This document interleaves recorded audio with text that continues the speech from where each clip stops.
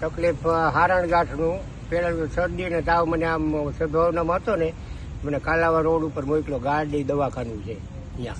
એટલે એ દવા મેં પીધી ને તો એકદમ ઠંડી લાગી, એટલે શરદી અને તાવ ને એવું બધું થઈ ગયું. પછી અહીંયાથી મેં 112 બોલાવી રાતે, સિવિલ અહીંયા કડે બોલાવી ગાડી. કઈ તારીખે બોલાવી હતી? તારીખ ને મને યાદ નથી. 2-4 દી પહેલા કે ના 1.5 મહિનો થયો. 1.5 મહિના પહેલા. 1.5 મહિના પહેલા. એટલે ગાડી બોલાવી તો મને જવાનું નથી, તો મને કે સવારે અમે તમને દવા આપશું. અને છેલ્લે લોહીની ઉલટી થઈ ગઈ હતી, ત્યાં સુધીની તકલીફ થઈ ગઈ હતી. એટલે પછી મેં ગાડી બોલાવી હતી.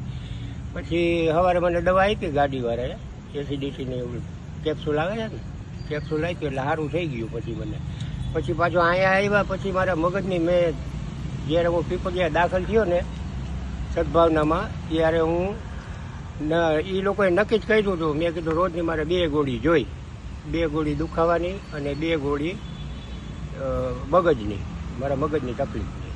એટલે પછી એસિડિટીની મેં દેખાડી હતી, પણ એને લખ્યું ન એટલે મને નથી ખબર. અત્યારે સિવિલમાં તમે આવ્યા શેના માટે આવ્યા છો? હું શરદીને મેં 6 તારીખે હું સદભાવનામાંથી આવ્યો ને, ત્યાર પછી શરદીની ની દવા લીધી, હાથની લીધી, અને અત્યારે છે હારલ ગાંઠ 2 બાજુ. અહીંયા 2 ગાંઠું છે આપણે.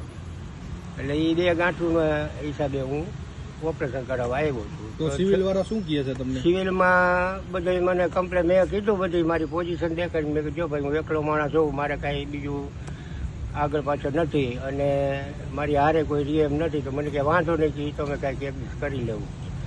પછી બધા કાગળિયા કમ્પ્લીટ કર્યા, એની તારીખો એની ફાઇલની અંદર છે બધી, કઈ કઈ તારીખે કર્યો શું કાંઈ એ બધી.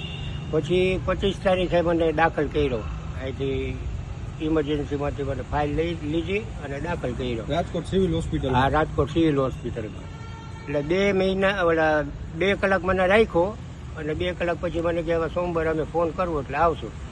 તો સોમવારથી હું રાહ જોતો તો ફોન જ ન આવ્યો. તો શનિવારે પછી મને ભાઈ મૂકી ગયા, મને કે હાલો હું આવું વારે કે મૂકવા.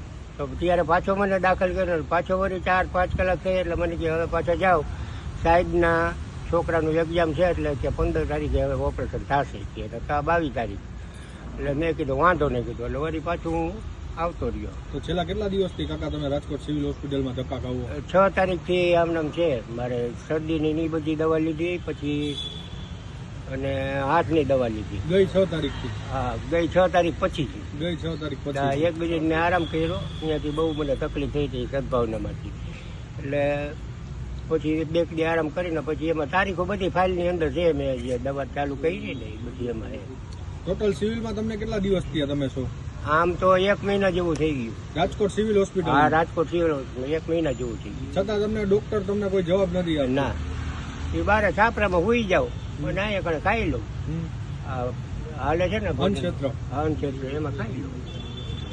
અને શેના હિસાબે તમે રોકાણા હો અહીંયા? આ ઓપરેશન અને હાથની તકલીફ. આ હાથ રહ્યો ને ભાંગી ગયો તો પછી અંદર પ્લેટ હેરાન કરે છે તો શું એ નથી ખબર. તો પ્લેટ કાઢી લે તો વળી હતું થઈ જાય તો થઈ જાય. તો શું માંગણી છે કાકા આપની? બસ માંગણી આ છે કે હવે કાંઈક આમાં મારું કરવું તો જોઈએ ને. આવી રીતે ધક્કા ખવડાવે ને, આવી રીતે એક તો બીમાર માણા અને ધક્કા ખવડાવે તો હું કેટલા ધક્કા ખાવું.